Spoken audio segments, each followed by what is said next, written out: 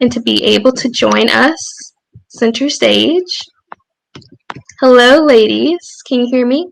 Yes, we can. I can. Hi, I can hear you. Okay, perfect. Let me make sure that the other ladies are able to join as well.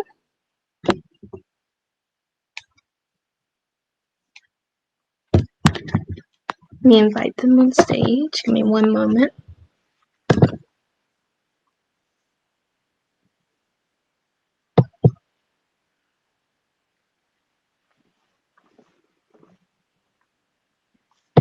Hey, Sierra. Nice to meet you. Hi, nice to meet you as well. Okay, while they're joining, I wanted to first just start off by discussing with you all your varied experiences with Hampton University and having the conversation about how it has prepared you with for world and for real world experiences and with wherever you are with your career, if you are an alum, and with where you are as a student preparing for your career. So hello, Drew, welcome to main stage. So I would like for you all to just personally introduce yourselves and then begin to share a little bit about your HU experiences. Whoever wants to go first can. Okay. Well, being that my mic is on, I'm Siani. I graduated from Hampton in 2017. My experience was awesome. I really connected with my professors, as well as like a few gyms that we still like hang out today. And I loved Hampton. I think it was one of a kind. It was a gym in an island. So, yeah. Awesome. I guess I'll go next. So I'm currently a junior at Hampton, and my experience has been really fulfilling. Being someone who comes all the way from Las Vegas, Nevada, so all the way on the other side of the earth, it was definitely a culture shock. But I'm sorry. Hello, okay, I want to make sure So you your guys can audio hear is me? good. Yes, we can hear you. Okay. Okay. I wouldn't change my experience for anything. I think honestly, Hampton has really allowed me to meet some phenomenal people. And one of my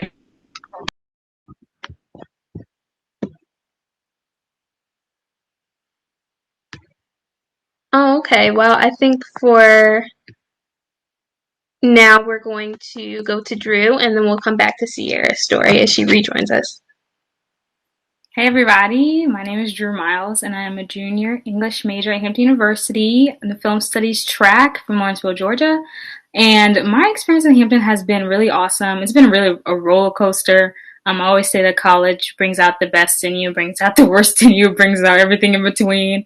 You really get to learn who you are. I definitely went through the phases of changing my major, leaving friend groups, starting over. I've been through it all at college, but I think it's been the best for me because I've really gotten to see just like the full scope of who I am on my own. And I've really enjoyed it so far. It's definitely taught me about how different the spectrum of just blackness is. I've really got to enjoy that and just see all different types of people that come from everywhere and just be comfortable with who I am. And just being able to be around black people who desire excellence and not having that added pressure of having to compete because the diversity is so low or just having those problems. So I really enjoyed Hampton. I come from Georgia, so it's really far away. And I definitely, like Sierra said, had that culture shock. But ever since I've gotten there, I've gotten some cool friends and I've definitely learned a lot. So I really enjoyed my experience so far. Absolutely. I love that. I love that. Martha, would you like to share? I think I missed that first part, but we're just overall Yeah, Hampton just your experience. HU experience, Okay. talking about how it has prepared you for where you are now as an alum, talking about how it's prepared you for the career field that you're heading into and that you're working in. Nice. Okay. In terms of my career field, not so much. The International Studies department was kind of underdeveloped at Hampton at the time, but I just think the hustle of Hampton definitely prepares you for the real world. And it's just, for me, even if I had the opportunity to go back and choose between, say, an Ivy or whatever have you, or like a school maybe with like a better department for what I was going to do, I wouldn't have done it just because there's not going to be a space in my life where I'm going to be surrounded. I would have been surrounded by like so many Black entrepreneurs or just young Black people like really eager to pour into other Black people. And just see the diversity of Black people to this extent, as I got to see like on HBCU campus and specifically Hampton. So that definitely gave me a whole new perspective just on life, my Blackness, my womanhood, and so many other things that I think well prepared me and definitely pushed me towards what I'm studying now and just overall views on life. Absolutely. Thank you so much for sharing that. I love that you were able to talk about how it's been able to kind of reshape your understanding of your Blackness. I think that's something I can relate to, and I think all of us can relate to that as well. But Sierra, I'm glad you're able to rejoin us. I know this whole pandemic thing has got us online, but I would love to hear the rest of your story as well. Yeah, I am so sorry having internet problems. But I was saying that I really had the chance to meet some amazing people. And one of my great friends who's actually on the call, Drew, is one of those amazing people. So I'm very blessed and fortunate enough to be going to a wonderful school. Awesome, awesome, yes. So, to discuss the HBCU experience and how you've come to choose specifically Hampton University, I think is important because there are, I believe, over 100 HBCUs across the country right now. And to be able to attend a school like our home by the sea is definitely a privilege because being able to attend college in general is a privilege, but trying to get into Hampton is a process in itself. So being able to say that you are an alumni or a student there is definitely, I think, something to cherish. So can everyone just individually begin to share about why they chose to attend Hampton University?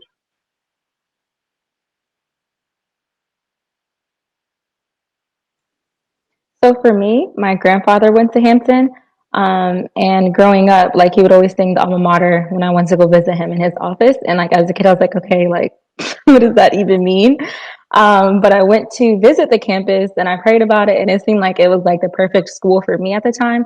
I was actually choosing between Hampton and ODU. And all my best friends were going to ODU, and I was like, nope, I'm going to Hampton. So that's where I went. But yeah, there's my story. Awesome. I love that you have that Hampton legacy story. Drew, I guess you could go next. You're the next person I see on my screen.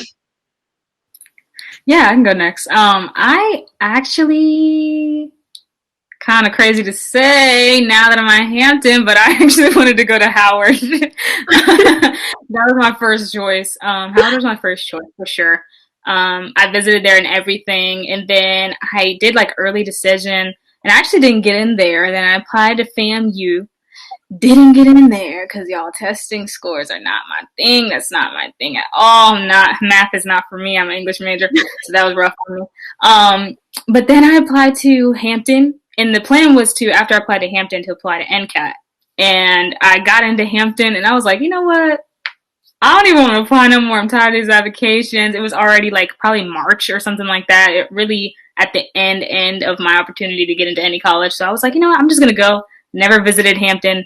Didn't really know anything about it except for some family friends all loved it. So I was like, you know what? I'm just gonna take their word for it, and I'm gonna go. And I really think I was just like, God, you got this. And I just gave it to him, and I was like, you know what? Let's just go. And it really ended up like just changing my life for the better. So I'm happy that I just decided to go with what was convenient at the time, even though it ended up being the best for me. So yeah. That's incredible. I love that. Sierra, do you want to share? Yeah, so my experience is kind of a little bit similar to Drew's. I actually never even heard of Hampton. So y'all don't kill me, y'all don't kill me. But so I was originally supposed to go to Cornell University and do their early leadership program. I was all set and ready to go, and my church decided to do an HBCU fair, so I kind of got dragged into that situation. And it was a lady there who was at a Hampton booth, and she was like, hey, like, I really think you should check this out. And me, I was like, okay, like, I don't really know who y'all are, but I'm gonna go see. And honestly, from that moment, my life shifted. I mean, I learned about HBCUs. I was like, wow, this is me. Like, this could be me. So another thing, I applied to Spelman. I got waitlisted. So God was just telling me, Hampton, you need to go to Hampton. I did it, and honestly, never looked back. Wow, that is incredible that you have that story because it's very similar to my own. And actually, I was a part of the Urban League's National Achiever Society for about 4 to 6 years of my life. And we ended up going to the same type of fair that you went to. And my number one at the time was I think Howard as well, like Drew, because I wanted to do their StratCom program. I was like, it's Howard or bust because I love DC, and I just really thought that was going to be the school for me. And my mother said otherwise, and that's how that dream ended. Because she was like, I'm not paying for you to be in a big city partying. That's pretty much what she said. Because she knew me. She knew me at that age and knew that I wasn't mature enough for that. And so I pretty much was like, well, we might as well leave. Like, there's no point for me to be at this fair right now. That it was Howard or bus. And we just began to walk around. And of course, I visited Spelman's table, and I like what they had to say as well, but I didn't really feel a connection until I made it to Hampton's table. And like you said, the lady told me to come on over, and I just began to have a conversation with her, and she just began to talk about the beautiful campus and the family-like atmosphere. And I came from like small private schools beforehand, so I was like, okay, this sounds like something I can adapt to well. And so that's pretty much when I began to look into Hampton seriously, and of course start watching A Different World, and that pretty much made the decision. And I was like, okay, if there's no Hillman but there's a Hampton, that's where I'll be attending for my university experience. Martha, are you able to share? Yeah, I'm like, my connection is trying to play with me, so I'm having to keep moving around my area. I should have went first because my story is not glamorous at all. I just wanted to leave. That's it. That was it. That's really the glorious story. I was like, what's the furthest I can get from home? And I was looking at a school in New York, Hofstra, and then Hampton, and then another school like out west. And I was just like, okay. And it was actually one of my best friend's moms who was like, you never know, an all-Black college might be a nice experience. And I was like, I don't think I'm going to fit in. This is kind of weird. So I kind of just like flipped a coin. Tails was Hampton, and I was like, okay, I don't know. But Hampton did give me like scholarship, a little bit more scholarship money than Hofstra did. So I was just like, all right, let's go there. Same for me. Thankfully, God, for good, because it's a very impulse decision for sure. I love that. I love that you all have such a variety of different experiences that led you to this amazing institution that I think has so much history, but you don't really realize it until you touch like ground and you become a part of that story, and then you're like, oh my gosh, like this place has so much to offer. So quickly, if you guys want to talk a little bit about like what you've been involved with or what you were involved with during your time at Hampton, and basically how you would say your HBC prepared you for the real world.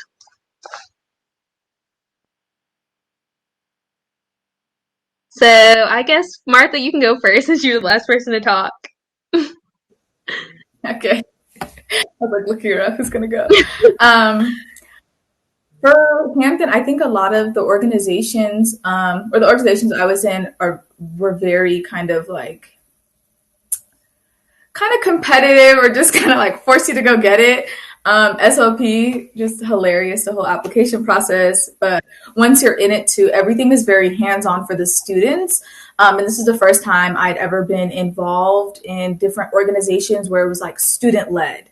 Like we didn't have somebody breathing down our necks telling us like, this is your next move, that's your next move. So that was like really, like to have that much autonomy as a student leader was kind of, it was really great because it makes you kind of like think on your feet and actually find solutions for yourself. I never anticipated getting into student government to the extent that I was involved in it. I was just kind of like, let me just join Women's Caucus and work kind of like as an aide in cabinet and things like that. But I mean, just circumstance and situation just would have it that I ended up running. And student government prepared me more so of just like how to juggle my life and kind of reorganize my priorities. Of course, it gave me like concrete leadership skills, which I'm grateful for. But like really learning how to discern what's important, you know, like what do I need to give my full energy to, how to allocate tasks, how to like spread leadership, how to spread different things, like to different, how letting people help you. I never, like, that was a foreign concept to me. So I'm like, if I just want it done, I'm just like a worker being like, let me just do it myself. Let me just whatever. And when you have a task that big, you can't do it yourself. It's just impossible. So just like learning how to like trust people around me, and just learning to like feed off of people, like learning to grow from people, learning my own weaknesses. So really just a lot of like internal development as a leader is really what SGA did for me. SLP was everything just collaborative, learning how to work under somebody, understanding how to pick up skills and how to like actually put your talents into application in ways that you may not have like expected, and just learning how to get the job done. Because at the end of the day, as coach will always say, like, you know, the show has to go on and nothing is going to stop it. So that really helped moving my transition into SGA as well, and just into real life. When I entered grad school, that was a big wake up call. Nobody's holding my hand. Nobody's checking up on me. My advisor knows my name, but barely. Like, I'm really there. I have to do everything on my own. I have to like seek out these internships. I have to discipline myself and be in the library X amount of days, or be realistic with myself about what I can do, what I can't do, how much I can take on. And so just all those like little skills that I was learning along the way from my mistakes, from my leadership positions, from serving, definitely transcended into grad school and just life. Absolutely. I can definitely relate to the internal development. I think that part of becoming a leader, especially for me as I evolved from freshman year to being like an intern and shadowing the leaders, to now like being a senior where people are looking to me for answers, it's been a process. Like, I've had to learn to work completely dependent of others, and learning to actually ask for help. Like, that was a process, because I was just so used to like, okay, I got to get this done. I'm going to get it done. And I know I can get it done. But I've learned to, even though you can or have the ability to get it done on your own, that does not mean that you should not reach out for help, because ultimately that makes things more efficient. Because like when you're able to create a village or a community to be able to support your goals and your dreams and the visions that you have for an organization or whatever you're involved with, then things are able to grow at a faster rate. And I believe that having different views and perspectives brings like a beautiful like tapestry, I think, to what would rather be just a very not, I guess it wouldn't be as spectacular or as excellent as it could be with multiple people leading it versus just one person. But I would love to hear, Siani, you talk a little bit about that and your nonprofit organization as well. Sure.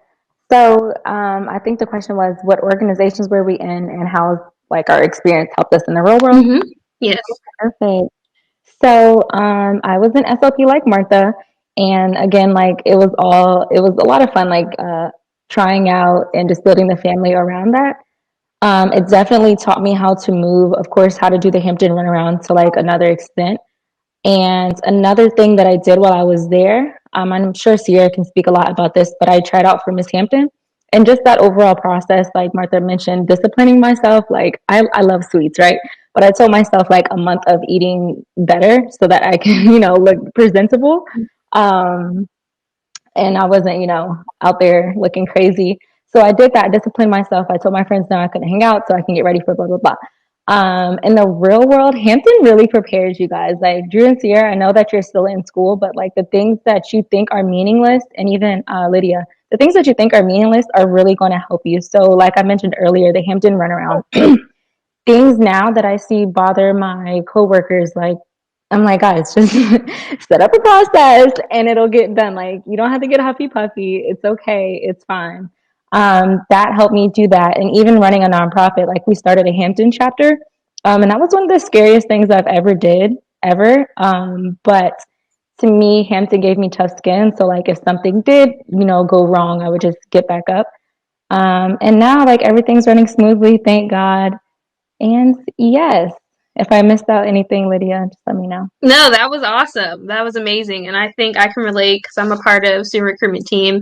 So like learning how to like work through changes and being able to get into a leadership role and being able to communicate my ideas effectively and just be able to share things, I think, with other people and then begin to execute visions because I'm a part of the family leadership program for SRT. So being able to actually share ideas and visions I have for my family group and then being able to help to cultivate and develop it. That's something that's been helpful for me as I work to build this brand and begin to collaborate and work with others as well. And as I transition to post-grad life, which is a whole process in itself. But yeah, Drew, I know you just recently started your new ministry. So can you tell us a little bit about what's going on with you and your Hampton experiences? Yeah, so the cool thing about college is you really discover what you like and what you don't like, and you're gonna have to go through the process to figure out both. And I think that's exactly what I did, especially like I remember going in freshman year, just trying to find a place where I felt like I not necessarily fit in because that wasn't the goal, but just a place where I felt like I was doing something that was worth doing, worth my time. So I would try a whole bunch of different stuff. Like I did Service Spree, I did Sister, I did SRT, I did like a bunch of different things, and then I tried a bunch of different ministries as well. And I just felt like, this year let's just narrow it down. Like we're at home, it's during COVID. Let's do stuff that really is going to be like worth my time, and I feel like I'm really contributing to and using my gifts with. So I decided to narrow it down, and now I just do her campus, and I actually established a ministry as well called Delight. And so we're launching that in a few weeks. And it's really exciting because this feels like what God has really called me to do. And I think that was what was important for me, to not just be in clubs just to be in them, or not just, do things that I can do, but things that I really should be doing. And I think that's what college definitely taught me, that it's not about how many things you're in. It's really not about, how many things can you put on your resume, how many things can people see you in, or like try to make friends this way. It's about like following your passions and what God has for you, and you will find the friends and people that you're supposed to be around, and you'll be able to do the things that really matter to you and use your gifts well. So I think that's kind of my process, was just exploring and then narrowing down what really is going to push me forward in my life. Beautifully said. I love how you stated that. Sierra, I know that you also have a lot of different things going on, a lot of moving parts, girl. We got a lot in common. But I would love to hear a little bit about your Hampton journey because I think so far, like, it's been pretty incredible from what I've seen. Thank you. Yeah, so I think Hampton for me has really allowed me to step out of my comfort zone, believe it or not. People think because I do pageants and everything, I'm super outgoing, I'm super talkative, when actually I'm really a really shy and timid person. It takes a lot for me to kind of connect with folks, and I'm a little awkward at times too. But Hampton has really allowed me to be content with being who Sierra is. And I've noticed over this junior year, I've done a lot of self discovery, a lot of intentional thinking, planning, and prayer to really figure out again, what's my greater purpose? What am I on this earth to do? And becoming Miss Omega Sci-Fi has definitely been a blessing because it has allowed me to connect with other like-minded women who believe in service, who believe in being a beacon of help and pushing their platform, not only on Hampton's campus, but, from different streams of outcomes. Aside from that, I am also a journalism major. So I'm heavily a part of NABJ, which has really allowed me to build my networking skills and meet like-minded professionals as well.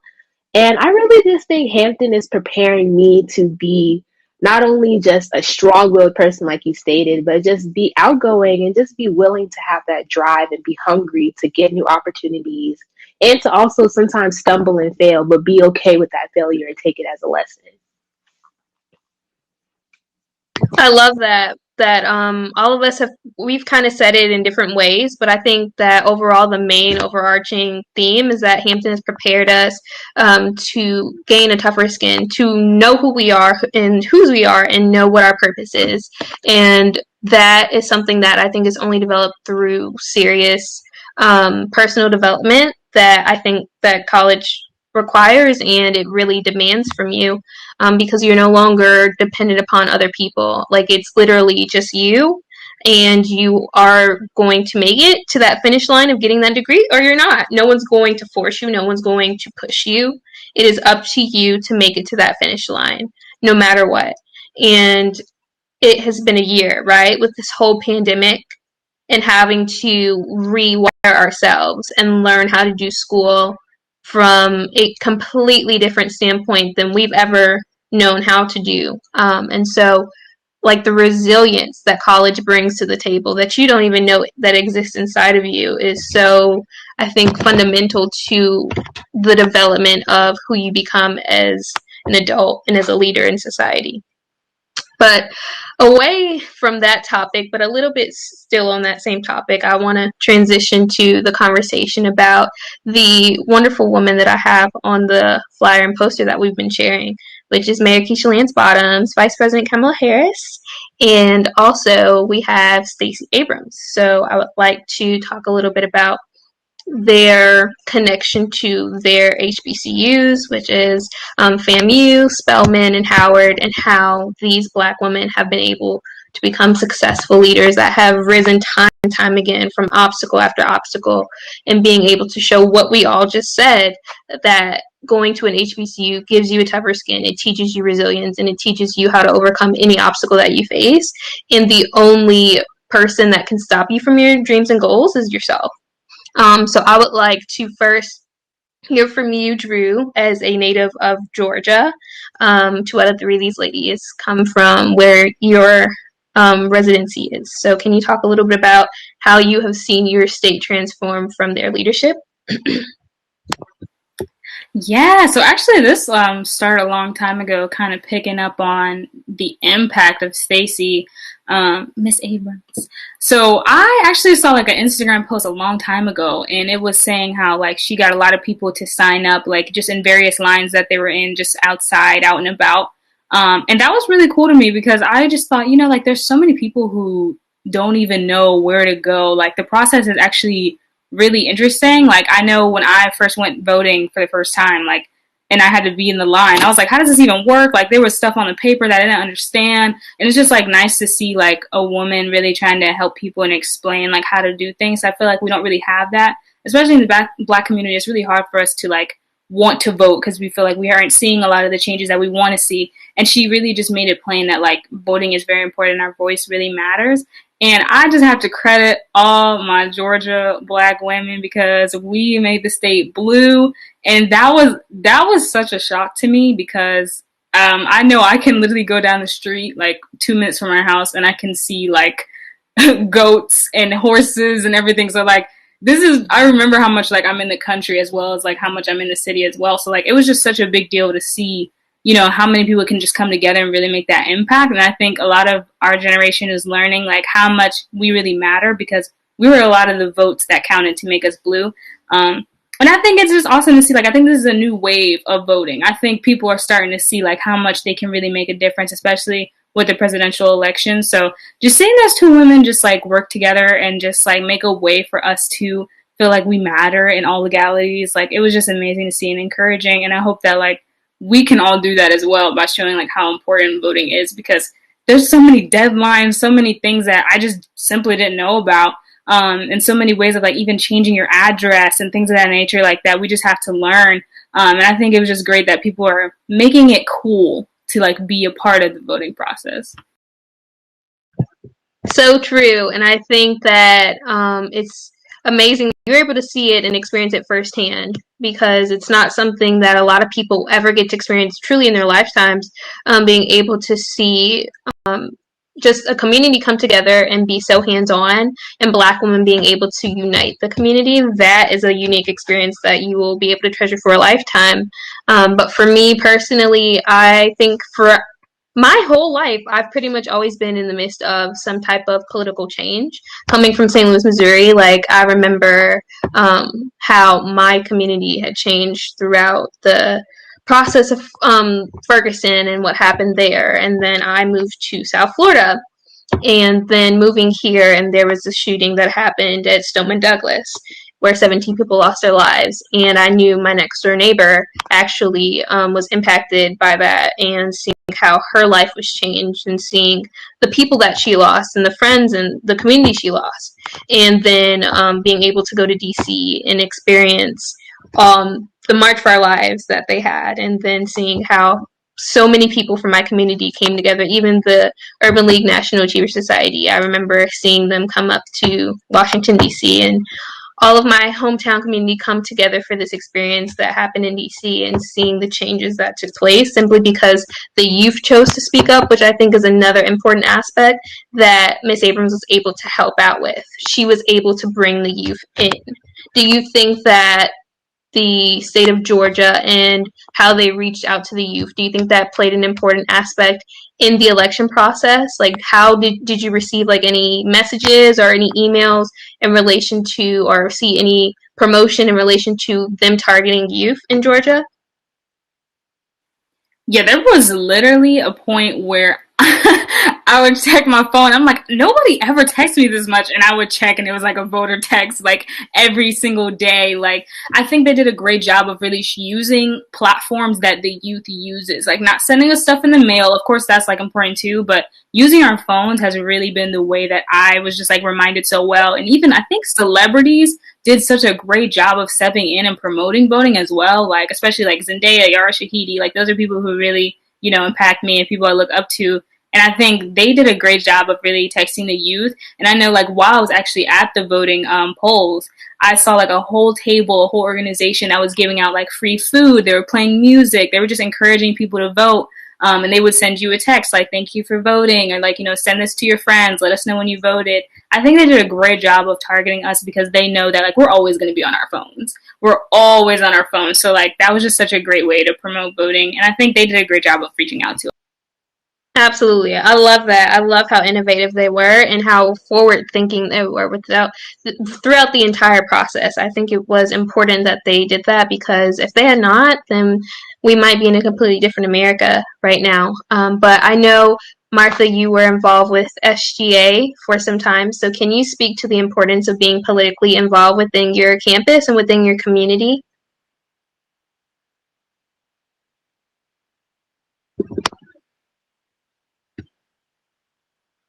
I think the Wi-Fi connection is still having some issues. So does anyone else want to speak on that? The importance of being politically involved and active within your community and within your campus? Yeah, I'll speak on that. So I think political involvement is so important. And throughout this election, we learned a lot about ourselves, about our government, who's running what. I think had it not been such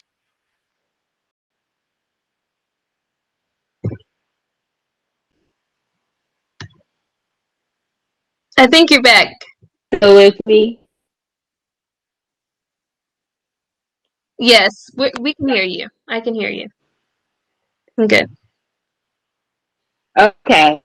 Okay. So sorry. I was stepping in, y'all. But basically, had selection not been so important, none of us really would have took the time to figure out who was running our country, who is in political office within our states, within our nation. So this definitely, political involvement is so important because us as Black voters, especially, the statistics show that we don't go out and vote. They know we don't like to vote. But this election proved them different. We had the highest voter rating, which is crazy. And I applaud our generation because we really went to the polls and voted. We pushed our friends, we pushed our peers, our cousins, and we told them, hey, look, this is your time. Let's make it happen. And I think as individuals, we have such an amazing voice. We have the ability to touch the lives of millions because people listen to us and we have amazing platforms. And this has really been a heartwarming experience. Literally, I cried on election night because I was like, we really made this happen. We did this, not the adults. And honestly, it was a fulfillment for me. And this goes on campus. It just takes somebody speaking up for something that they believe in and feeling so passionate about it and just saying, like, look, this is what I want to do. How can we make it happen? You have your community right there, your friends, your peers, your classmates. Those are the people that can push you to make those things happen. So don't be afraid to go out for something that you feel so advocate about and love so much, because you can only be the only one to stop you. And that's all I have to really say. I love that. And yes, I think like what you said is right on target with what Drew was saying, the importance of recognizing that you have a voice and owning that, and then being able to use the resources that you have to reach out to the community that may not even know what resources are available to them. And I think something that Hampton does really well, at least what I've noticed within the Hampton Roads community as well as on campus, is doing voter reach out, and having like those, I guess, voter seminars, maybe you would call them, where they provide you with information about who's on the ballot and asking you, are you registered to vote, and making sure you have all that information, even like luring you there to the polls with I think they have transportation as well. Like they have the buses, and then they have donuts too, like rain or snow. Like they're going to be out there making sure that everyone is able to get involved politically. And I think that is a beautiful thing, because, that's where I think that's where the change begins, is making sure that it's right in there in your own backyard, and making sure that you know who is actually in charge and who's leading. Because if you don't, then how will you know what changes need to be made, or how will you know how to get those changes that you desire into action? Because I think, like a lot of people say, all talk, no action. And the first way that you're able to actually get that action moving and start the inertia process to getting those changes happening is by making your voice heard through the election process. So I think, Siani, you're the only person who hasn't been able to speak on that yet. So if you would like to share a little bit about your time at Hampton, and maybe how you saw the election process take place while you were an undergrad, that would be amazing. Awesome. So I really think that you guys summed it up for the most part. But if it makes sense, I'll speak on post-election and like what that means like for government. So I work with the State Department, and seeing the transition of power, because the director that was over us initially was appointed by former President Trump. So seeing him leave and then like Biden's administration come in has been like super awkward and super weird. But of course, it's always for positive. And working in the State Department, like you can't be biased, but there have been like always people like, oh, we're for this side, or we're for that side. And it's just funny to see that collaboration. But thankfully, I actually worked under a director that loved HBCUs. He was for Black Lives Matter. And I was just like, well, but you're appointed by Trump? Like, that's crazy, you know? But the new guy coming in, apparently he loves HBCUs. So I'm really excited to like work under his administration. And hopefully this secretary will be good for the community, for people, for Democrats. And I'm just happy to be with Kamala. Okay, like that's amazing. I love that you're able to experience what's happening firsthand. So my question for you, being you're in Washington, D.C. right now, right?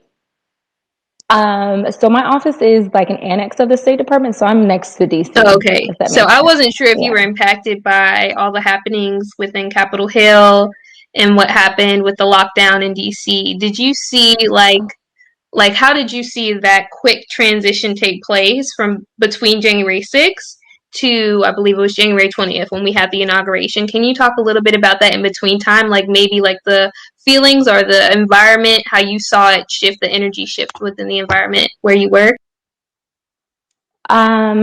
So yeah, we were impacted like directly, because we were losing like Secretary Pompeo and getting somebody else.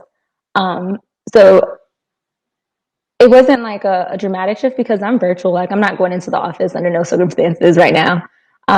So seeing the transition virtually was different. And seeing people step up or get promoted is awesome. I don't know how to answer that question, but I hope that did answer it. So it's just been transitions of power. I don't know. They haven't started yet, so I can't really say like this is what it is right now. They'll start tomorrow. So tomorrow I'll have that answer. Oh, okay. Okay, cool. Yeah. It's all happened so fast. Mm-hmm. Yeah, so for me, I remember just seeing for the past like 2 weeks how our country has completely transformed from one extreme to the next. And I Right. think that was represented perfectly on Inauguration Day when you see the entire like monochrome suits, right, where everyone shows up and is looking like unified, and there is a sense of camaraderie that we haven't really seen over the past 4 years. It always seemed like there is some type of underlying division. And seeing now that there has been a little bit more like, okay, people are more willing to share and open up. And I think that was something that was really interesting for me to observe as well virtually. And I was like, wow, okay, these people seem like, oh, hey, like this is a family reunion, we're getting together.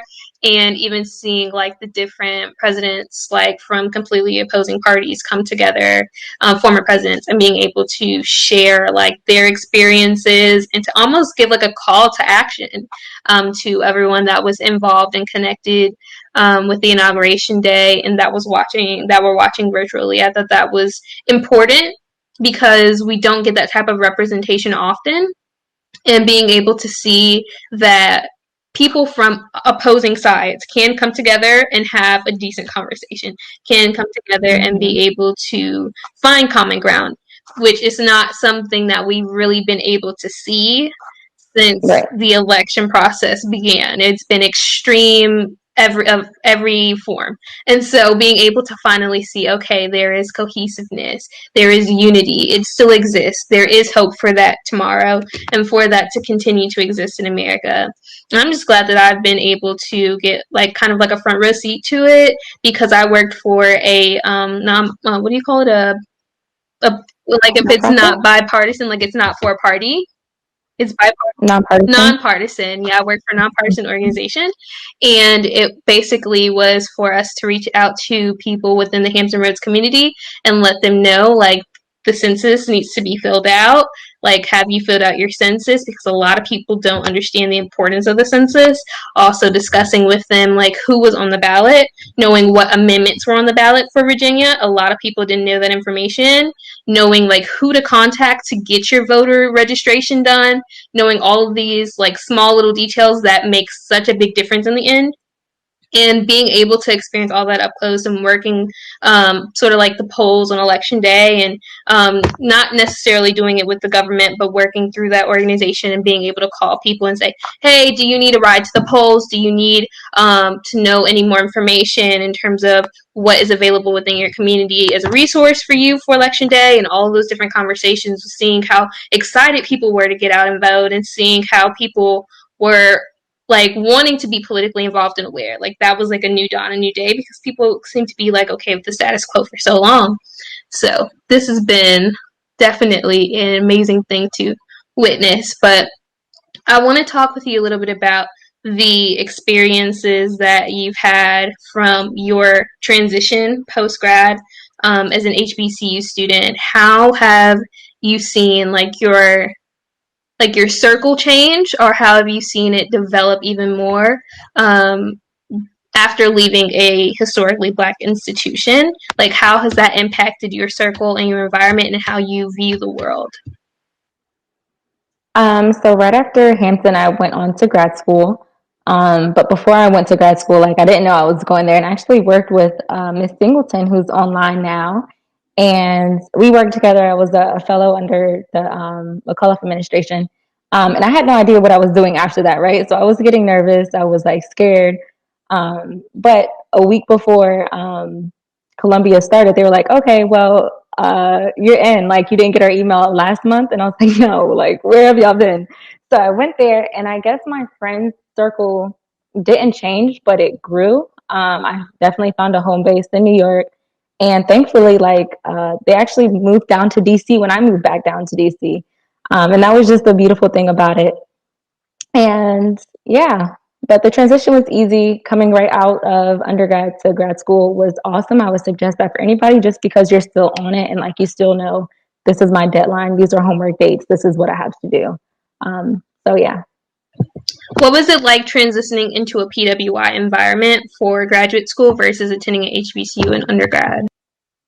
I was scared about it. So I was like, are these people about to be like stuck up and racist or snooty? But I got there and it was the complete opposite of all of my fears. Like when I first got there, like they love Obama. Obama went to the law school there, so they always spoke of his name. I was just like, oh, thank goodness. A lot of the students, I actually wasn't the minority there. Um, so the minority there were Caucasian people because we had a big influx of international students, and I really loved that. Just because it felt like you were getting a piece of the world in every aspect. And I didn't have in my mind that a PWI could look like that. So that's what made me really happy to see that it wasn't just a majority of, white America. It was a majority of America. Like America is a mixing bowl. So I really like to see that.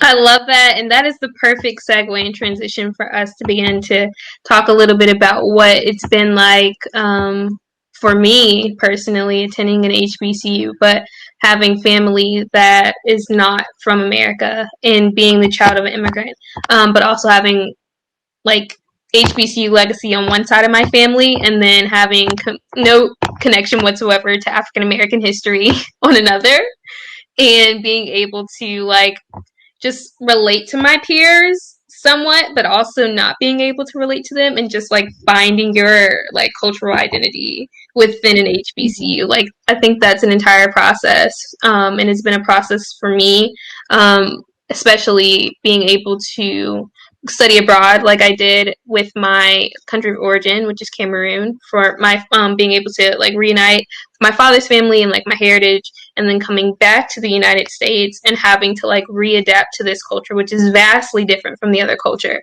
and having to like almost relearn what it means to be like Black in America, which may sound weird, but it was definitely a process, like having to readapt to my peers' understanding of what Black culture was. So can you talk a little bit about that from your perspective with your background and talking about your experiences attending an HBCU?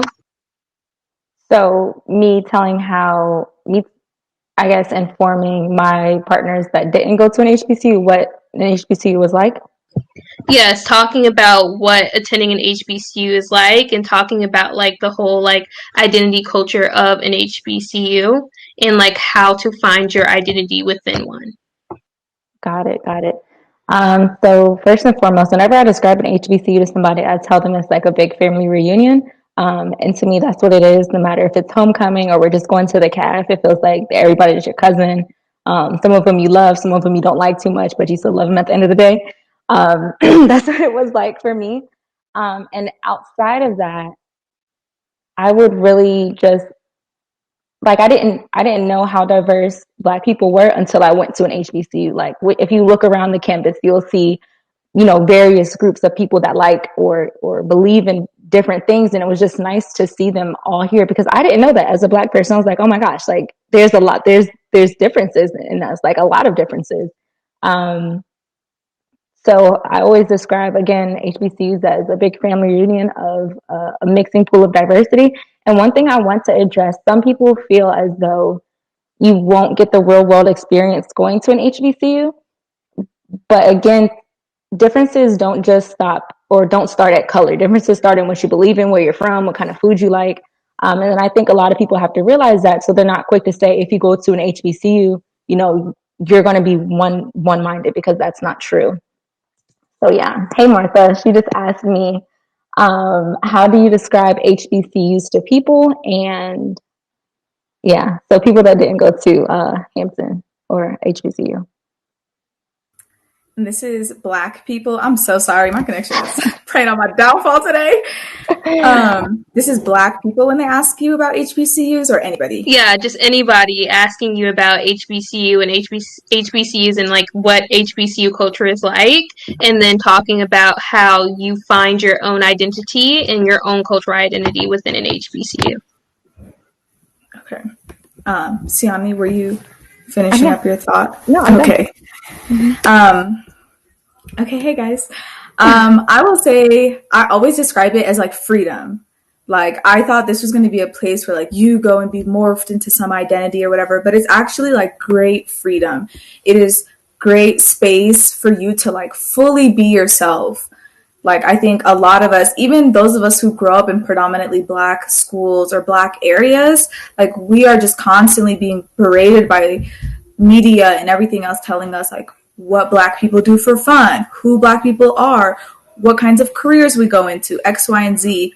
And when you're in an environment where, like, everyone's just doing what makes them happy, everyone's pursuing different things, like, you see different, like, goals and ambitions, like, for me, it opened my eyes to be like, wow, I can be every part myself. Like, I can like all this music I like without being called white. I talk how I want to talk because I was raised this way. I dress how I want to dress. Of course there's like social pressures or whatever for other little things, but I think for the most part, you really get a good sense. I always tell people, like, I got a really good sense of how multifaceted I was and how I'm able to be multifaceted even as a Black woman, and what my Black womanhood means. I love that. And I think it's kind of similar to what I was talking about, like learning to identify myself as a Black woman who came from the United States of America, but also had origins from a different place, and being able to talk about like finding my cultural identity through relating to peers who were African American and understood like my roots and my connections to America, as well as the peers who understood my connections to Cameroon, which was my father's side of the family. And like being able to experience all of that, not only just at Hampton, but also at Norfolk State and ODU and like all of these different colleges and institutions within the area of the Hampton Roads, where I was able to create my own sense of identity and community. But Martha, can you talk a little bit about like what it was like for you, like having to come like so far away from home and then learning how to develop a community that represented both sides of who you are? Yeah, I think, well, I came so far to get away from the Ethiopian community because I grew up with them and I was like, I'm tired of this. Everybody knows everybody. This is getting kind of weird.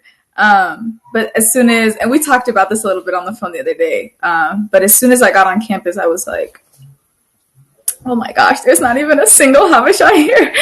And it was like eye-opening to me because I'd grown up in such a different culture.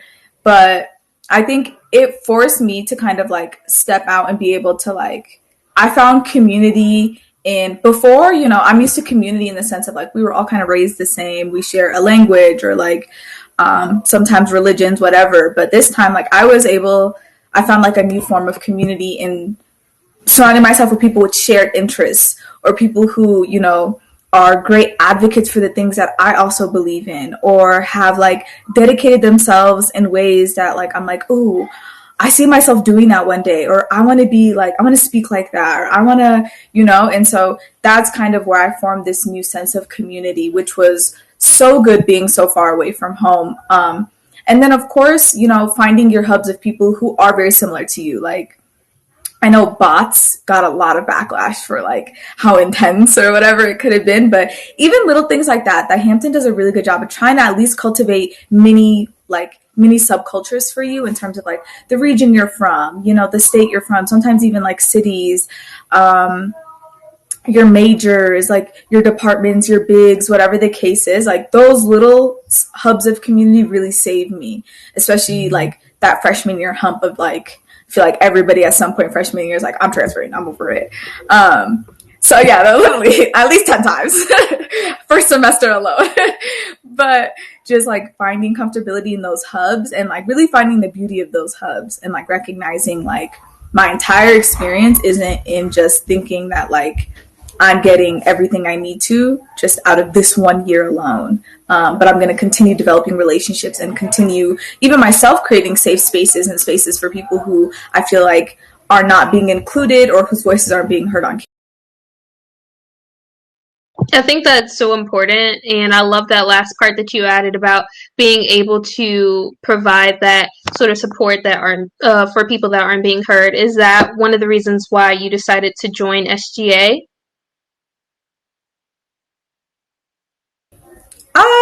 Not really. I'm more of a worker bee, so I wanted to stay behind the scenes.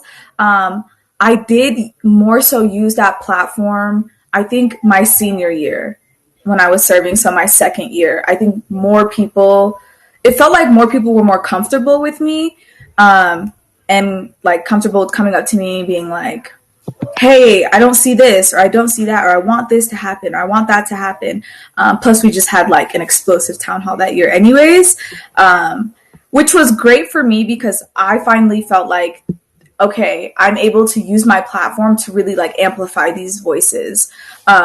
Or like not everyone's sitting in the rooms I'm sitting in. So like I'm able to bring up new things. Whereas I think my first year, it felt like there was a lot of complacency. And that's just with the generation too. Each new year of Hampton is like a new generation of kids, you know, it's a new generation. People are growing up differently. They're growing up tolerating different things. So whereas like, just say, for example, like LGBTQ rights was not a big conversation. In fact, it was taboo. Like being openly gay or openly homosexual on campus was not like, it was just very kind of hush hush, or like it just wasn't, we weren't talking about these things because Hampton's a very conservative school. So you don't see a lot of organizations like advocating for their rights or advocating for their space on campus. Whereas my senior year, by the time I was a senior, the baby ogres were very loud about this and very like, no, we're not taking no for an answer. We need spaces. Yeah, like it was great. Like I was like so impressed because I was like, wow, like I want to be a champion for this cause, but like I myself had felt silenced because I was like, oh, I guess we don't talk about this. I guess we don't, you know, like, all right, everybody just shut up. So it was just great to see, I think with each year that you see it, and then it motivates also like whoever's in leadership to kind of be like, wow, okay, like I can use my voice for this, you know, or I can like help you in this way. Like, let me show you how to organize or how to better establish yourself in this way. So I guess in that sense, more so that I felt like, okay, this is a time for me to use my voice more than it was ever, I think, my own desire to kind of like push a certain agenda. Absolutely. I love that. But I do want to go to Siani quickly and ask you the same question I asked Martha earlier about being able to cultivate your own community and learning how to kind of just establish yourself and like create a foundation and root yourself while away at college, and how you were able to do that, and then find people that you could relate to within your environment and within your space while attending an HBCU. So like Drew said earlier, I know she dipped off now. It took me kind of like 2 years of trying to find my like home base. When I have like a friend, like I treat my friend like my family, like that's it. And so I really wanted to just make sure that I was finding people that felt like home to me. So I would say like I kept praying to like God, like, you know, I already changed like 2 friend groups and this is like weird, this is hard. So I kind of went through a period my junior year where it was kind of like me alone for in a little bit. Like I had my like organization friends and like we would do like work together, but then like at the end of the day, like who am I going to the calf with? Like I was going with myself. Um, but junior year actually was blessed with like 2 good friends that felt like family, and like they still feel like family now, and like that just continued to grow and grow and grow. And I really had to find who I was because I didn't know freshman year. Like if there's some things I could do differently, heck yeah, I would. Like get to know Martha more. But now like we're of course closer. But yeah, it took me till junior year to like really get that like style of like this is my homegirl, you know. So how is the transition post-grad to being able to find your community and just reestablish your community after leaving an environment which is so tight-knit, which is so family-like and so family-oriented, to like this big old world where you have all these, like it's like having like a buffet, right? Like you have all of these different opportunities and like all of these different, I guess, parts of society that you can get yourself involved with, but like learning to recreate kind of like the HBCU experience post grad. Like, how did you manage to do that, or have you been able to do that since? So I'm like about 2 years out of school because you know I did my master's. But being 2 years out, like what I did, I reconnected with like Hampton alum that live in my area. Martha being one of them, and like Deshauna being another one. And then even people from grad school, like they moved down to where I was. So I was like, oh my gosh, like, yeah, that's what I did. And then another thing that I tried to do before COVID hit was to like join social clubs. So like I wanted to do the track club up there, but that fell through roof. So going to stuff like that, going to mixers, going to social hours. Yeah, that's what I'm doing. It's definitely different. Making friends is hard as an adult. It is hard because it's like So right, and I think you learn a lot of good lessons. Not even just, I don't think it's isolated to Hampton, but just in undergrad. I think you learn good lessons about people, and like not everyone's your friend, and not everyone's gonna have like your best interest in all these things. So when you go into the real world, you're a little more cautious, and you're like, okay, and like you're not as young, so you don't just like pop in and like, hey, what do you do for fun? Like, let's go to lunch. You have to plan, you have to like, when are you free? And then like you have to be cautious too. The older you get, the more established you are in your beliefs. And I'm going to be nice to everybody, but I'm not going to sit at the same table with everybody. Like I'm not going to compromise my beliefs or my whatever and like share space with every single person. And that's not a bad thing, but it's definitely hard. And I feel it, Siani, that's like everything I tried to do is just reconnecting with Hampton, because at the end of the day, after you graduate, everyone recognizes like a lot of the stuff was not that deep. Actually, most of the stuff wasn't deep. And we're able to be friends. Like, calm down. Like, we come from the same area. Like, let's just take a step back and like strip some of this pride that whatever it was at Hampton it gave us, and then able to really get to the core of people. Like, I found myself getting super close to people that like I barely talked to, or I had such different views about while I was at Hampton. And it's been great. Like, it's been such a blessing to do that. Just like getting connected with your community, but it's definitely tough. I think the biggest thing is really just kind of seeing where you fit in. You find more of like what you like to do. It's just hard to find like adult places to like exercise your hobbies, but once you find those pockets, it does get a lot better. Awesome. Thank you so much for sharing your experiences with me. I love hearing this because, I mean, my life is kind of like that, since everything is kind of like in this weird haze where I'm not on campus and I'm working from home, and like I don't really feel like a full-time college student. I feel like this is a part-time thing that I got to do to get this degree. Like, it's kind of just this weird, like, in-between spot that I'm in, and like learning how to actually like balance school and like balance my social connections within this community, which is not my official community because I'm home, which is like a whole thing in itself. Because once you graduate from high school, I don't know about you, Siani, but I'm pretty much done with the folks from high school. Like, high school was high school. You don't even know me now. Like, I'm not even that girl that was in high school. I've become this completely new woman, and recognizing that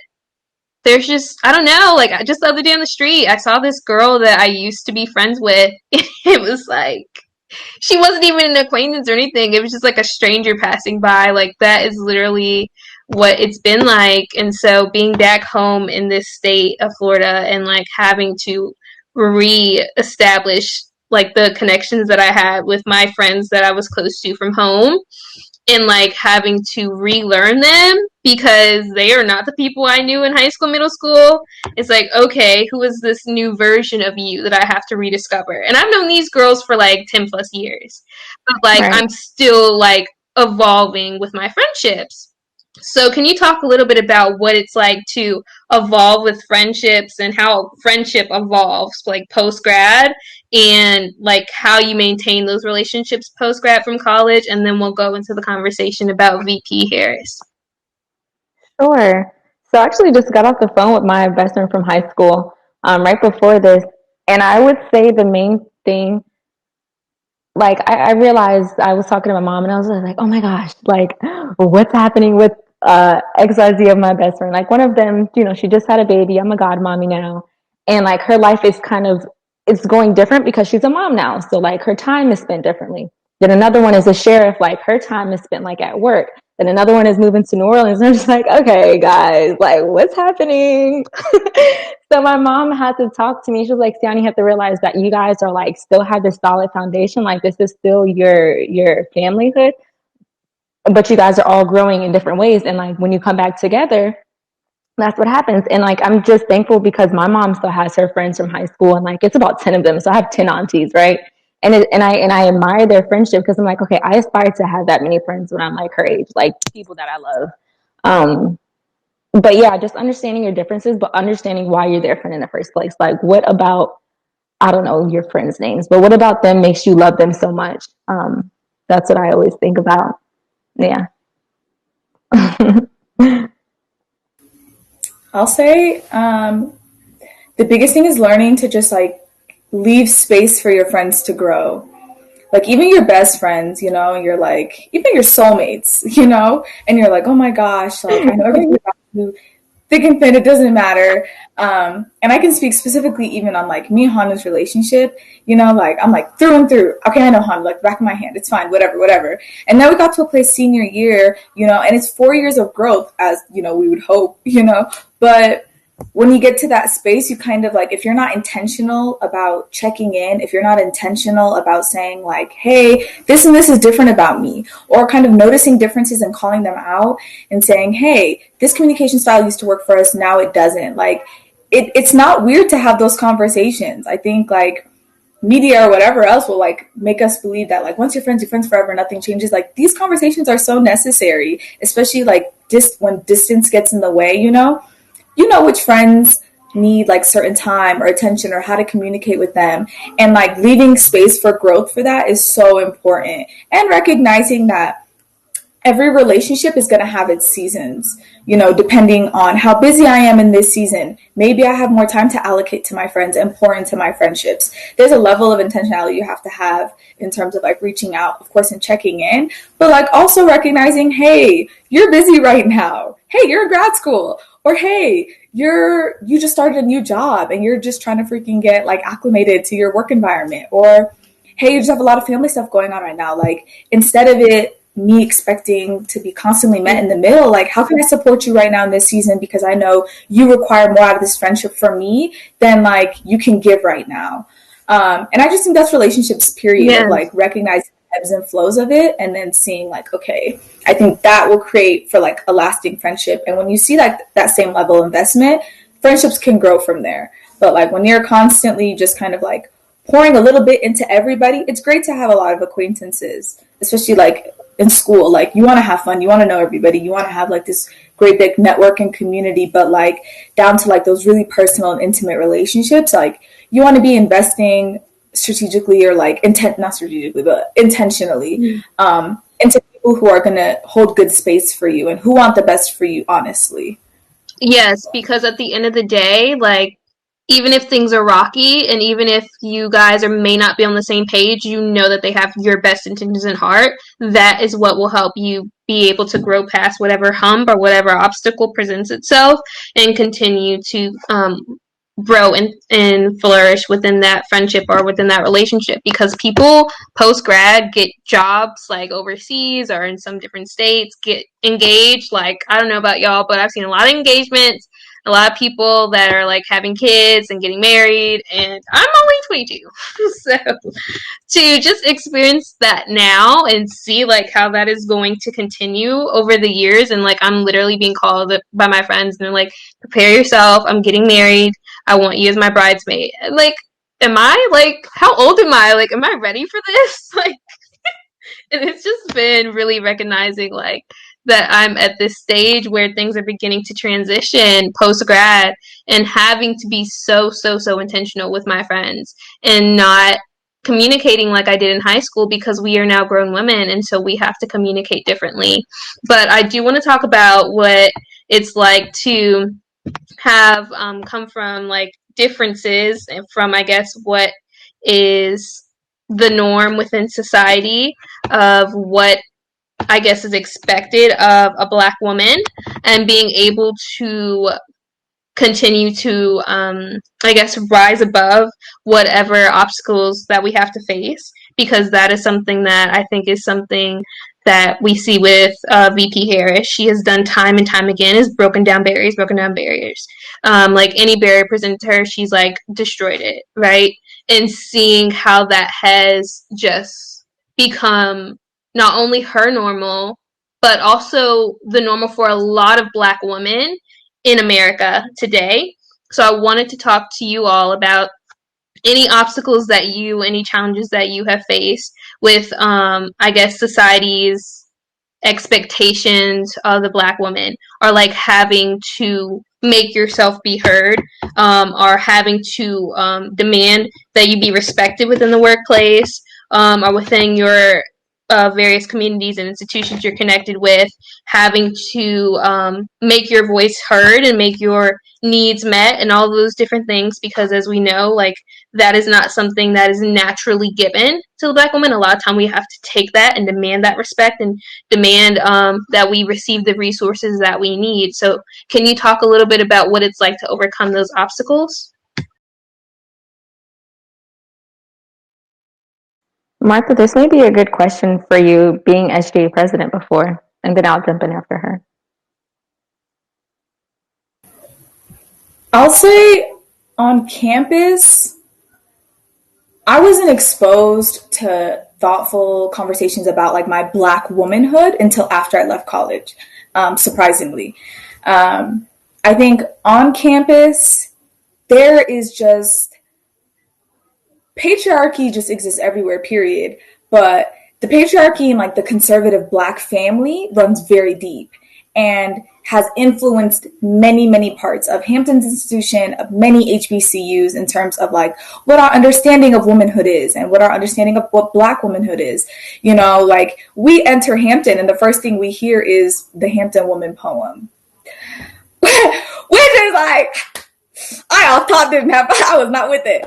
But like even afterwards coming back in and viewing it from like a womanist lens, a gendered lens, I'm like, there are so many problems with this. And there's it's not by happenstance that there hadn't been a woman in a place of leadership, in like high decision-making places of leadership. And that goes for class office or SGA in like almost 10 years by the time for SGA specifically, 10 plus years by the time I was in office. And then for class office, multiple years, depending on which class you were talking about.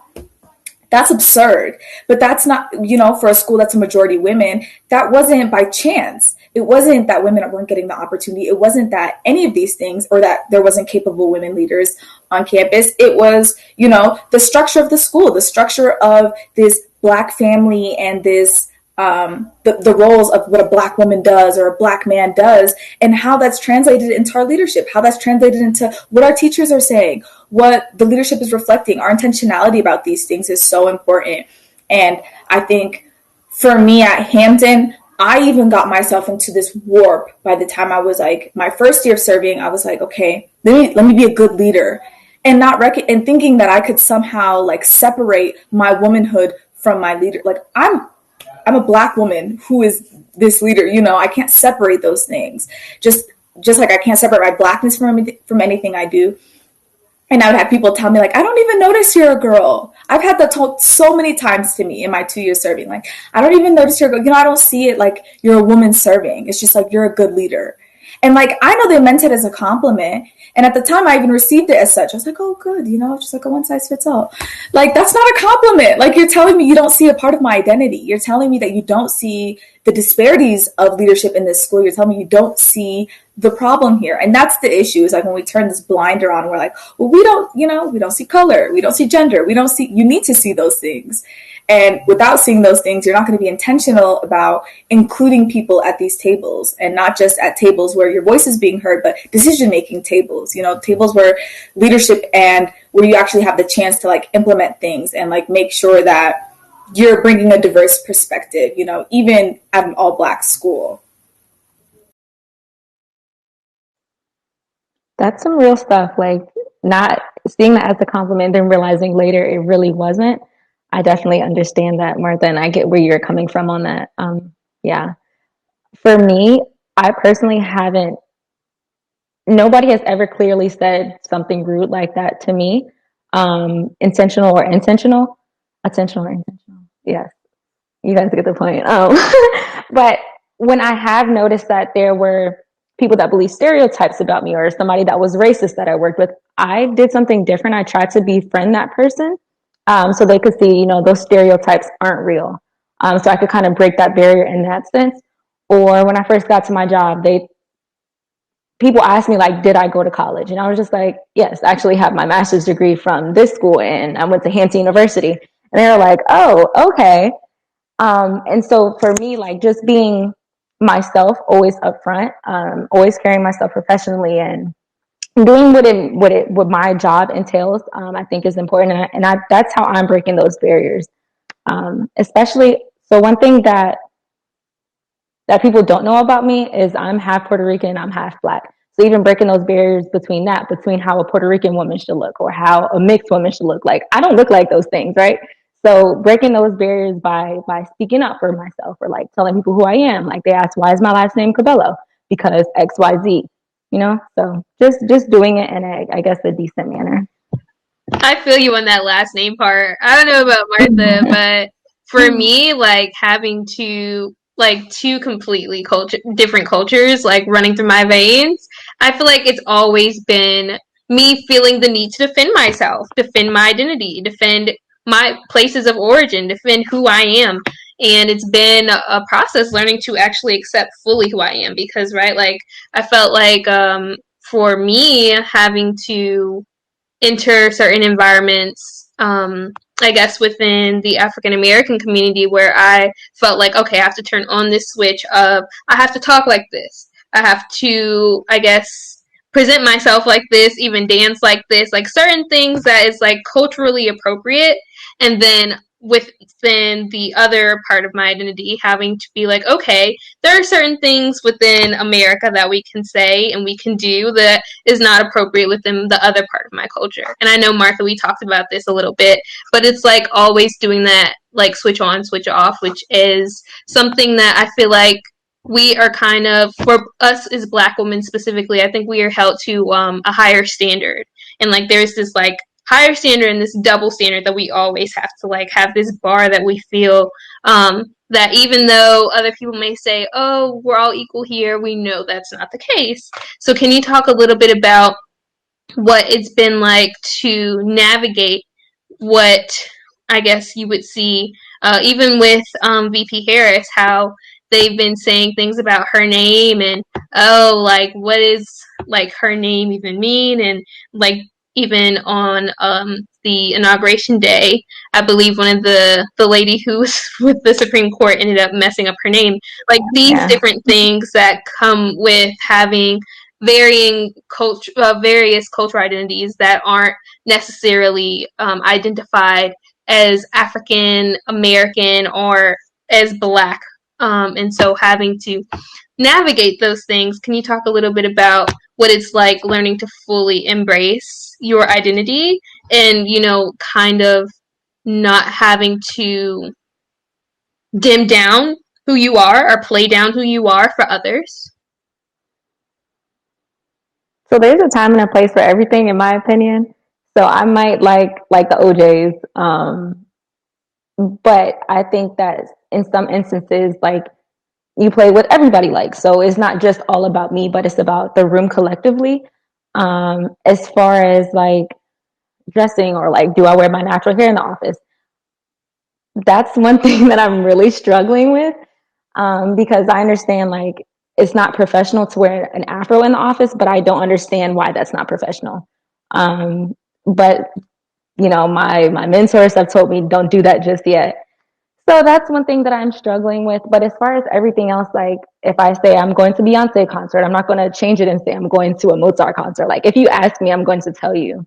But I'm also going to be aware that find common ground with people. And I think that's even with like other Black people. Like, you always try to find that common ground, because that's how friendships start and relationships.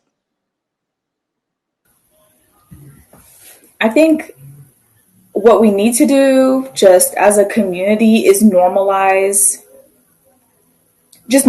what is for us too. And like, it's going to be uncomfortable in the corporate America, and it's going to be uncomfortable even amongst like friends and whatever, but like, we need to do that.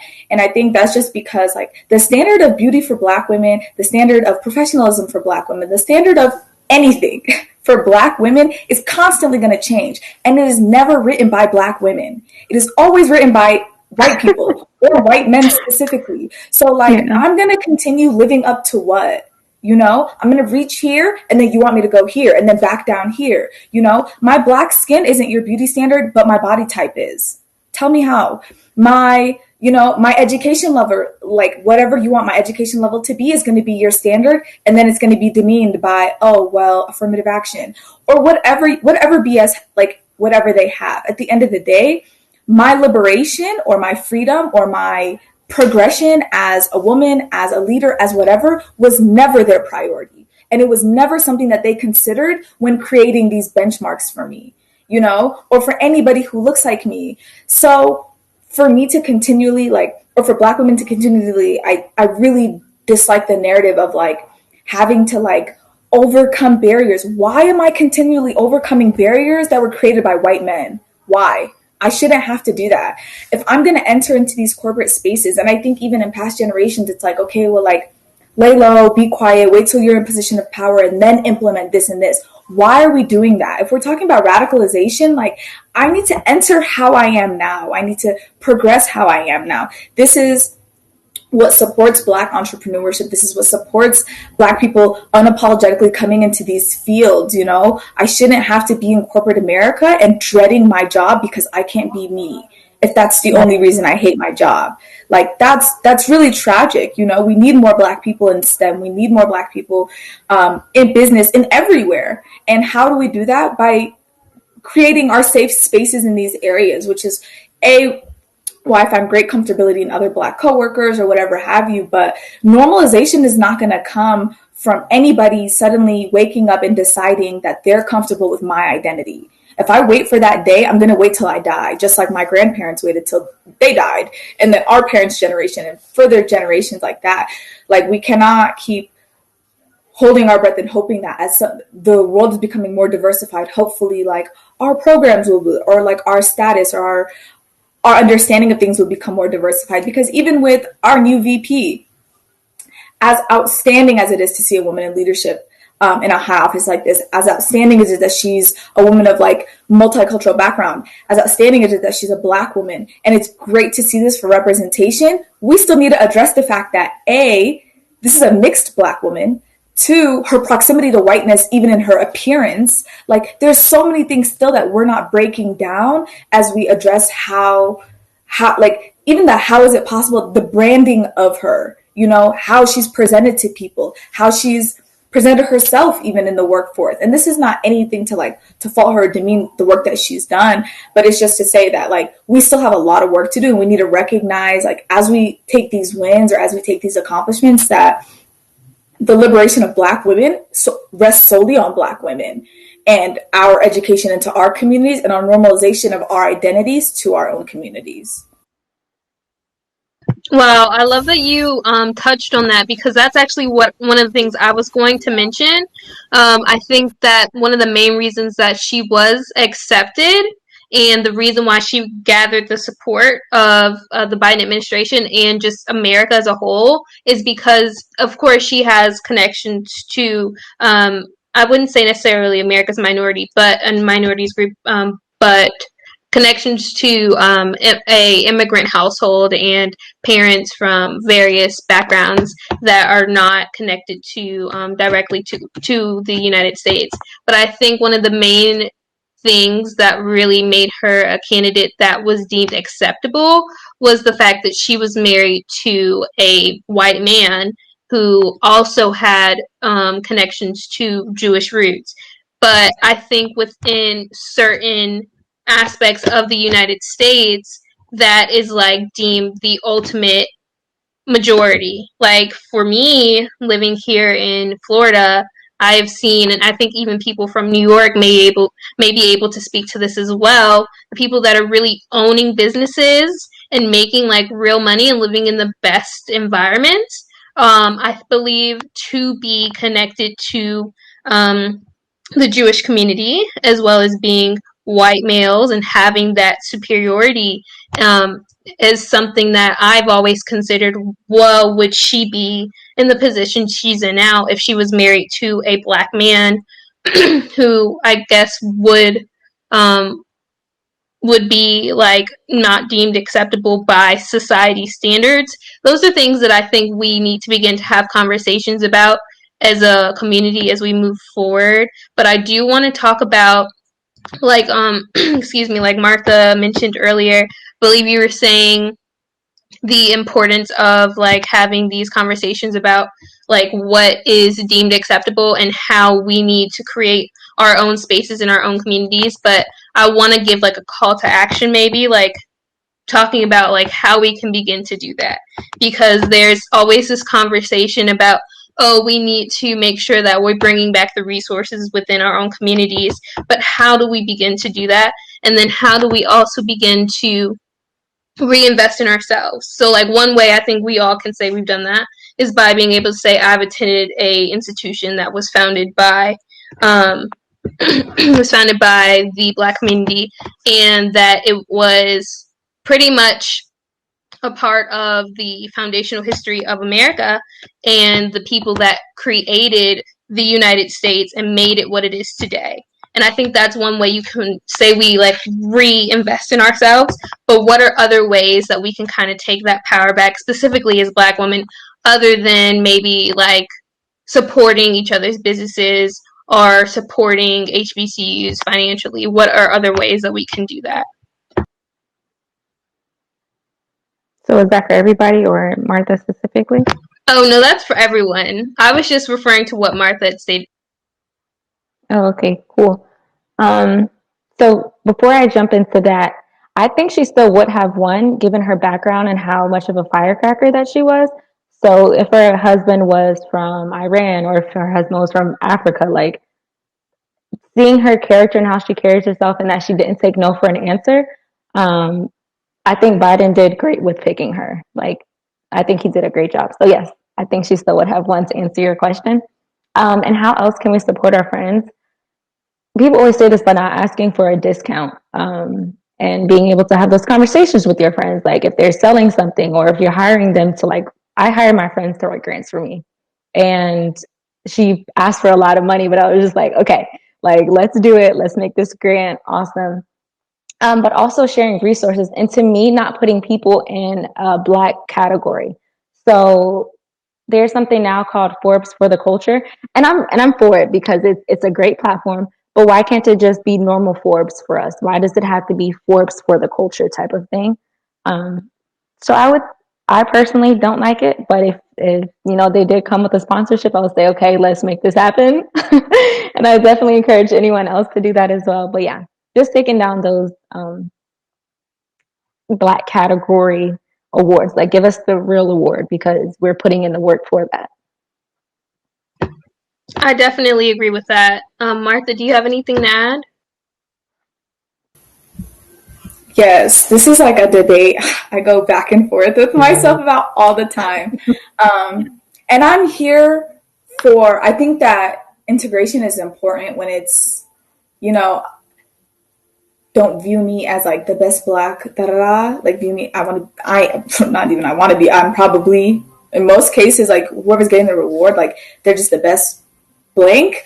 I also agree with intentional integration of these things. Like, I do believe there is a lot of space that needs to be had for intentional investment into Black anything, into Black spaces. So if it's that your company has a grant for small businesses, but then your company's going to take out a separate grant for specifically for small Black businesses, I agree with that, because there's no such thing as catch up in this game. There's no such thing as like you're talking about just like a system that from its inception has placed, like we're where we're at now because of very intentional practices of this system that's been in place. And so yes, and then partially no, to kind of how this integration would happen or should happen, I feel like. So it's just like a side note to that.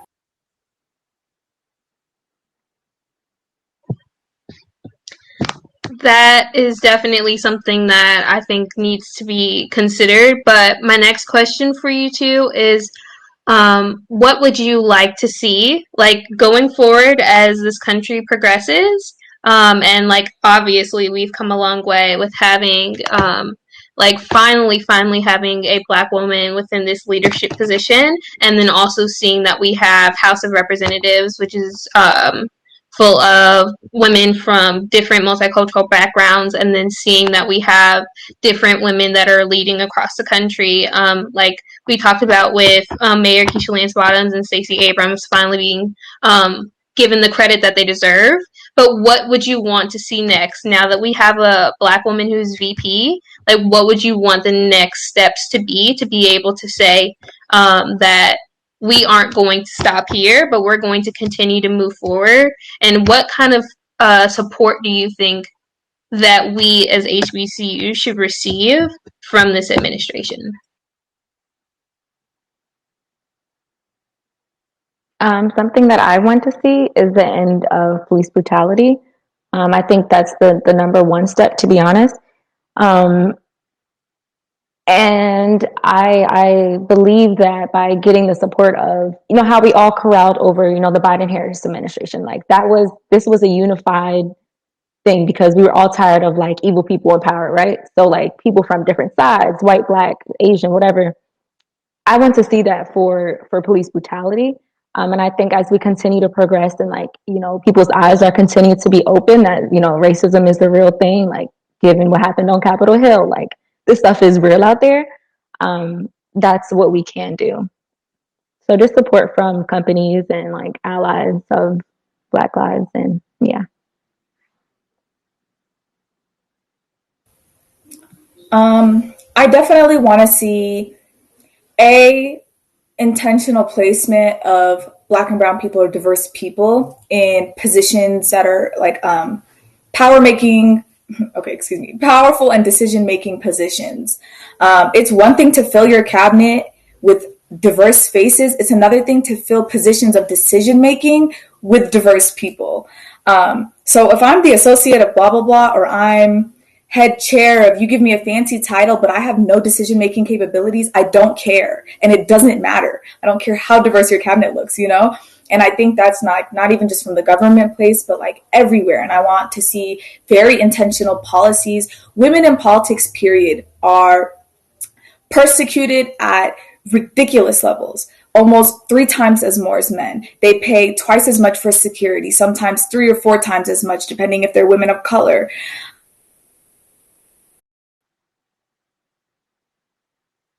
Oh no, her thing's frozen.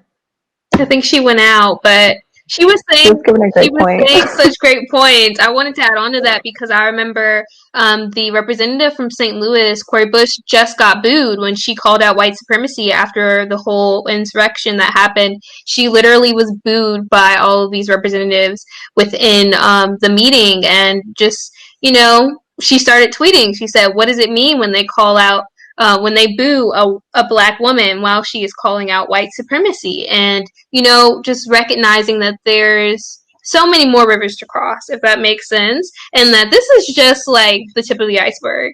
Like, I think a lot of people see this as the promised land, but I don't think that we necessarily all see it as that, because we also understand that we have a long way to go.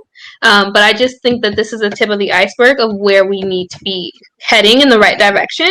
Like Martha said, being able to actually put people of various backgrounds within places that provide them with the ability to make powerful decision making, and then being able to bring those resources back into our communities, because reparations are long overdue. That's an entire conversation to be had another day, but recognizing that all that we have been able to contribute, not only as HBCUs, because the contribution of HBCUs literally is endless, but also recognizing what we are offering in terms of the Black community as a whole, the resources that we have been able to present to the United States, and just seeing how we finally, I think, are being recognized and being given credit for the voices that we have, and recognizing that this whole entire election process would not have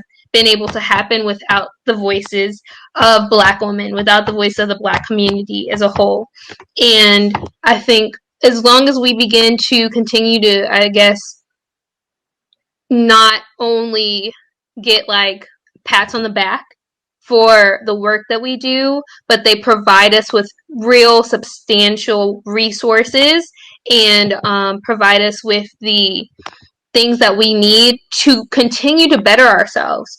Because it's like we're still getting, I'm always want to compare it to when you are a child and you are in elementary school and you do well in class and they say, oh, you're going to get a sticker or you get an A in a class, and they say, we're going to give you this specific amount of money, maybe like $5 for every A.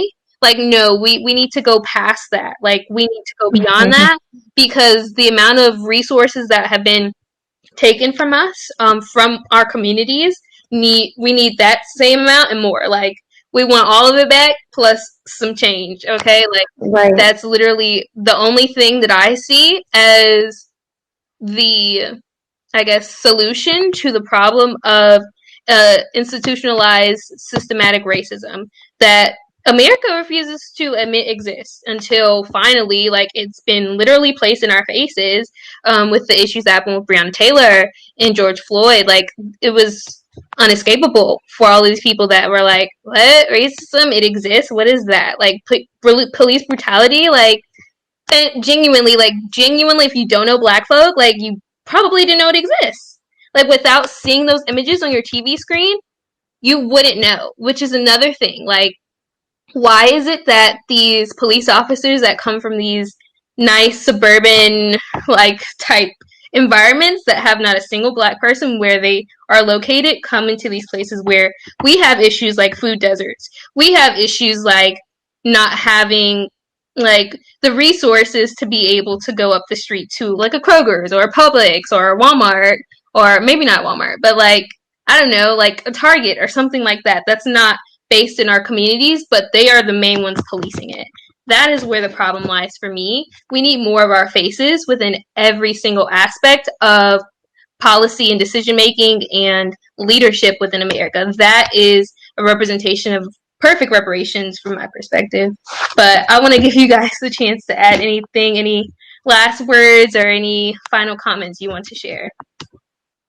Yeah, so everybody has their part. So it change, happens in other aspects than just president or just senator. There are people who write education policy to make sure schools are equal. There are people who write, urban planning to make sure that we do have Whole Foods in the hood, or food pantries or something. There's a young lady in the Bronx right now, shout out to New York, who has like a free refrigerator that she put right in the middle of Section 8 housing, where people can come and take what they need, leave what they don't. And just things like that. Like, you don't have to be an elected official to hold your part. Like, if you have a heart for a certain cause, mine is helping kids stay out of jail and make sure that they have, equal opportunity for education. That's my part. And so I think everybody has their part in life. So yeah, we all need to do what we're supposed to do, especially our educators, Miss LaShonda helping people get out of jail. So, like, yes, everybody's doing their own thing.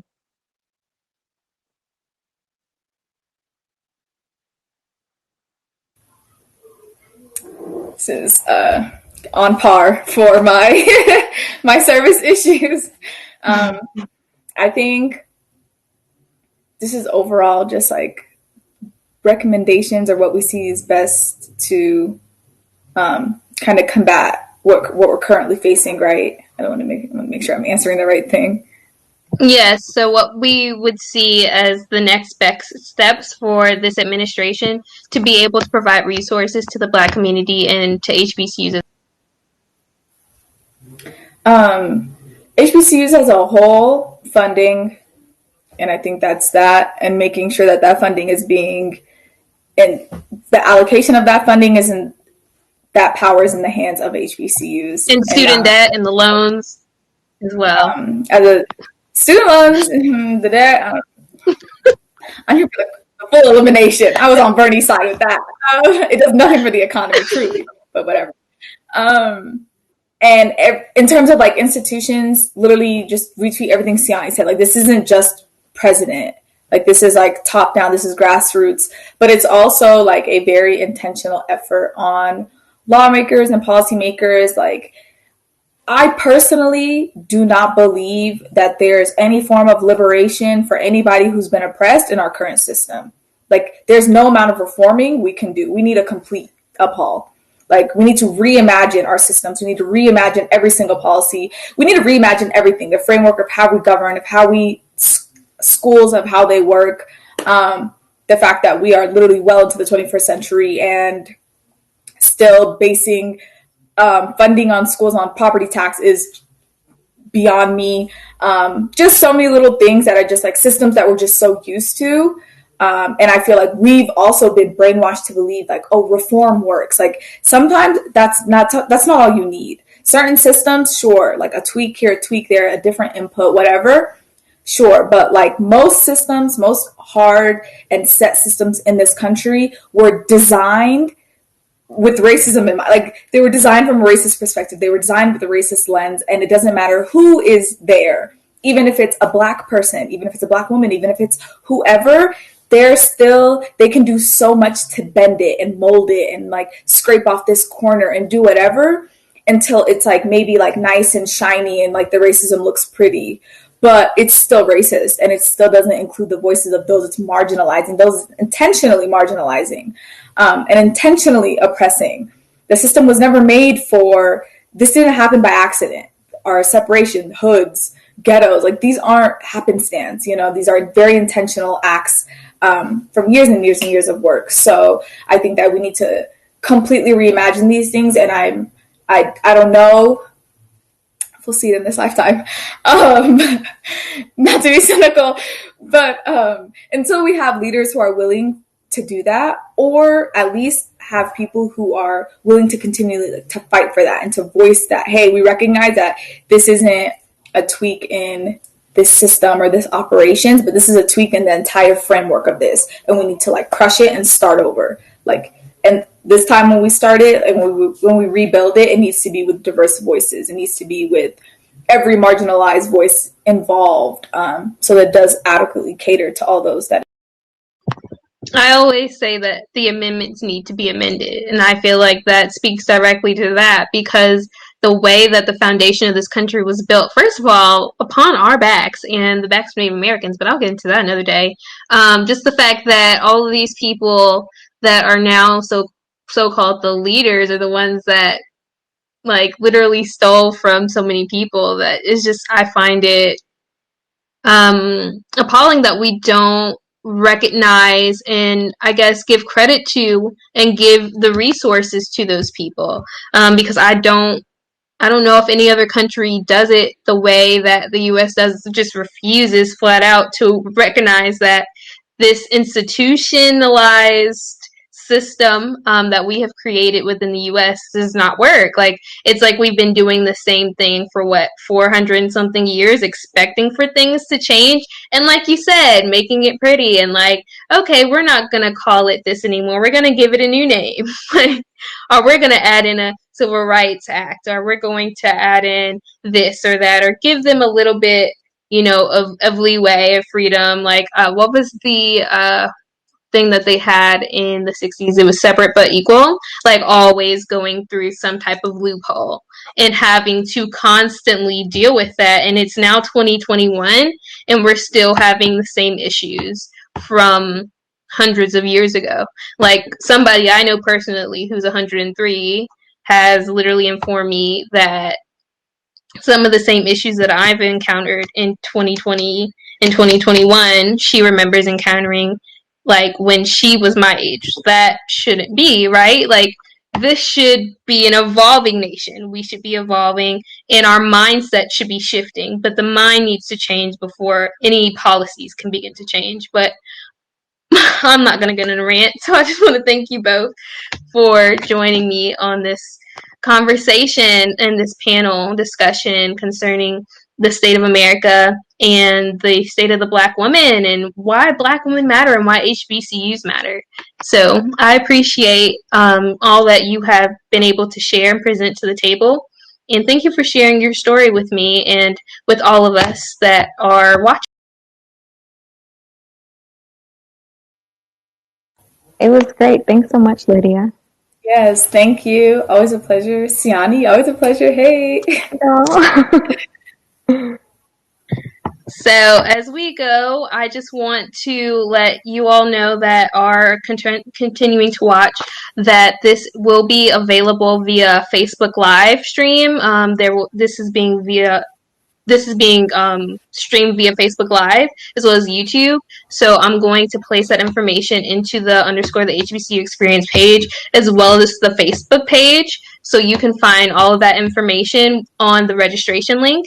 You'll be able to see where our page is located on Instagram as well as Facebook. You look us up, the HBCU experience, and then on Instagram _the HBCU experience, you will be able to see this information provided to you so that you can begin to share this with other people and the conversation can continue to grow because obviously it needs to, and it starts with us. Thanks. Agreed. You did great. I love these topics. Thank you. Absolutely. Thank you. So I'm going to end the session now. All right. Bye, guys. Bye.